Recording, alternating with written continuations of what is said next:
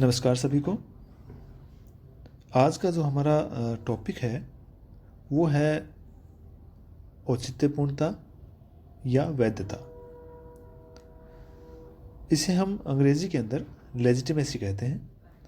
राजनीति विज्ञान के संदर्भ में यदि हम इस टॉपिक को देखें तो यह टॉपिक जो है शक्ति, सत्ता और वैधता, इस क्रम में हम सामान्यतः इसको समझने का प्रयास कर सकते हैं। हमने इससे पूर्व जो दोनों टॉपिक देखे उसमें जैसे शक्ति और सत्ता यानी पावर अथॉरिटी के जो टॉपिक देखे उसमें आंशिक रूप से हमने औचित्यपूर्णता के ऊपर चर्चा भी की थी। तो हम देखते हैं कि जो लेजिटिमेसी शब्द है वो अपने आप में जो लैटिन वर्ड है लेजिटिमस, इससे बना हुआ है और अंग्रेजी भाषा के जो लेजिटिमेसी शब्द है उसका जो सामान्य अर्थ है वो है कानून की दृष्टि से औचित्यपूर्ण होना। लेकिन राजनीति विज्ञान की एक जो अवधारणा है उस अवधारणा के रूप में लेजिटिमेसी या वैधता या औचित्यपूर्णता का संबंध जो है केवल कानून से नहीं है, ये बात समझना महत्वपूर्ण है, बल्कि शासक और शासित के ऐसे मूल्य और विश्वास से भी है जो कि शासन को न्यायसंगत बनाते हैं। हम सामान्यतः जब औचित्यपूर्णता या वैधता की बात करते हैं तो राजनीति विज्ञान के संदर्भ में एक सामान्य विद्यार्थी इस औचित्यपूर्णता या वैधता शब्द को देख करके यह मान लेता है कि जो औचित्यपूर्ण है यानी सही है या जो कानूनी रूप से वैध है वही औचित्यपूर्ण है, जबकि ऐसा नहीं है। केवल कानूनी तौर पर सही होना या प्रोसेस के आधार पर, प्रक्रियात्मक आधार पर या प्रक्रिया के आधार पर या इस आधार पर कि सही तरीके से प्रक्रिया को अपनाते हुए सत्ता प्राप्त की गई है, उस प्रोसेस के आधार पर हम किसी सत्ता को औचित्यपूर्ण या वैध कह दें, इतना पर्याप्त नहीं है। बल्कि यह औचित्यपूर्णता या वैधता शब्द इससे कहीं अधिक है। इस बात को समझने की आवश्यकता है कि वैधता आखिर हम किसे कहेंगे या कितनी सहमति को या किस आधार पर प्राप्त की गई सहमति को हम वैधता के दायरे में लाएंगे। अब नंबर 2 बात कि ये जो वैधता है इसे अलग अलग राजनीतिक विचारकों ने, न केवल प्राचीन विचारकों ने बल्कि आधुनिक विचारकों ने भी अपनी अपनी दृष्टि से समझने का प्रयास किया और अपने अपने चिंतन के आधार पर अलग अलग सत्ताओं को या यूँ कहें कि सत्ता को अपने अपने तरीके से वैध मानने का प्रयास किया। उसके लिए अलग अलग आधार लिए। किसी ने उसके लिए धार्मिक आधार ले लिया, किसी ने उसके आधार पर जनता की इच्छा का आधार ले लिया और किसी ने जो है वो ईश्वरीय सत्ता का आधार ले लिया। लेकिन उस वैधता के लिए उन विद्वानों ने अपने अपने स्तर पर अलग अलग दिमाग लगाया। जैसे कि हम कहें कुछ प्राचीन राजनीतिक चिंतकों को देखें तो जैसे प्लेटो ने जब ये बात आई कि वैध या कानूनी या औचित्यपूर्ण क्या है, तो प्लेटो कहता है कि राजनीतिक सत्ता और शासन की जो औचित्यपूर्णता है वो उसके जस्टिस यानी न्याय की भावना के आधार पर मानी जानी चाहिए। यानी प्लेटो के लिए न्याय महत्वपूर्ण था। जिस सत्ता में न्याय निहित है वो अपने आप में वैध है। लेकिन जब अरस्तु की बात करें तो अरस्तु ने उसे अलग नज़रिए से देखा, उस वैधता को। उन्होंने इसकी जो औचित्यपूर्णता है कानून के शासन में उसको स्वीकार किया। उनके लिए कानून का जो शासन था वो सर्वोच्च था, प्लेटो के लिए न्याय सर्वोच्च था। इसलिए प्लेटो के लिए जहाँ न्याय है वो वैध है, अरस्तु के लिए जहाँ कानून सर्वोपरि है, कानून का शासन है, वही वैध है। तो इस प्रकार से अलग अलग विचारकों ने अपनी अपनी दृष्टि से सत्ता की वैधता के आधारों को माना। मध्य युग के अंदर जब कट्टर पोपवादी विचारधारा ने राज सत्ता के औचित्य को चुनौती दी, तब संत थॉमस एक्विनास ने राजसत्ता के औचित्य का समर्थन बौद्धिक आधार पर या यूं कहें कि धर्मशास्त्रीय आधारों पर किया। लेकिन मार्सिली ऑफ पैडुआ ने राजनीतिक सत्ता का औचित्य धर्मशास्त्रीय तर्कों के स्थान पर कानूनी आधारों पर किया। तो इस तरीके से कोई वैधता का मतलब कानूनी स्वीकृति से लेता है तो कोई धार्मिक स्वीकृति से लेता है। अलग अलग विद्वानों ने परंपरागत दृष्टिकोण या परंपरागत जो राजनीति विज्ञान है उसमें जिन विचारकों का अध्ययन हम करते हैं उन्होंने अपनी अपनी दृष्टि से इस वैधता को माना। आधुनिक युग के अंदर अगर हम बात करें तो इसके प्रारंभ में मुख्यतः मैकियावेली ने राजनीतिक सत्ता का जो औचित्य है वो मानव की निम्न जो मनोवृत्तियां हैं उनमें ढूंढा। और जो समझौतावादी विचारक हुए जैसे कि हॉब्स है, लोक है, रूसो है, उन्होंने राजनीतिक सत्ता का औचित्य शासक और शासित इन दोनों पक्षों के बीच में जो समझौता हुआ उसके माध्यम से उसे ढूंढने का प्रयास किया और उसने यूँ कहा कि वो समझौता की जो आधार माने उन समझौते के आधार अगर सही थे तो वो सत्ता वैध थी, ऐसा उन्होंने माना। उनका यह मानना था कि शासक पक्ष और शासित पक्ष की आपसी सहमति ही राजनीतिक सत्ता के औचित्य प्रदान करती है। यदि उनमें सहमति नहीं है तो सत्ता औचित्य नहीं है। लोक ने यानी ऐसी राजनीतिक सत्ता को औचित्यपूर्ण माना जिसकी शासन की शक्ति व्यक्ति के प्राकृतिक जो अधिकार हैं और विधि के शासन उसके अंदर प्रतिबंधित हो। रूसो ने उस वैधता को सामान्य इच्छा में ढूंढने की कोशिश की और सामान्य इच्छा की धारणा के रूप में राजनीतिक सत्ता का जो औचित्य है उसे प्रस्तुत किया।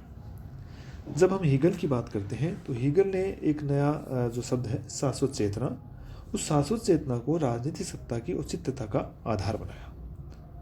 इस तरीके से चाहे प्लेटो हो, अरिस्टो हो, मैकियावेली हो, हॉब्स हो, लॉक हो, रूसो हो, हीगल हो, उन सब ने अपने अपने दृष्टिकोण से अपने अपने तरीके से उस वैधता को या वैधता के आधारों को स्वीकार किया।